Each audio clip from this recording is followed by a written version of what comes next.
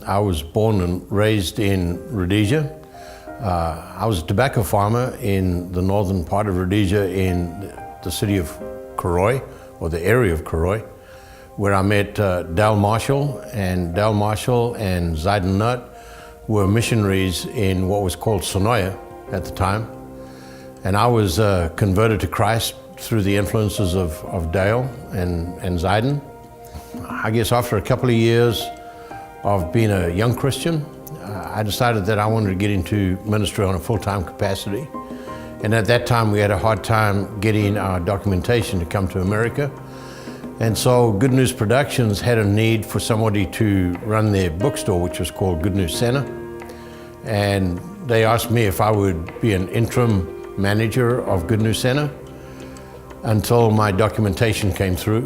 Well, that took about 3 years. The Good News Center stayed, and we produced material that went out in the educational areas as well as in the religious areas to the rural areas. My name is Patrick Kenee. At the present I'm working in ministry in Johannesburg, South Africa. But initially I was born and grew up in Rhodesia, which is now Zimbabwe. And during my years there, I really served in the military for a number of years and transitioned down into South Africa. And during my transition, I stayed with my brother Jeff, who I think you may have met, and he taught me the gospel. And I obeyed the gospel, and I wanted to serve God more full-time. And my heart is still in Africa.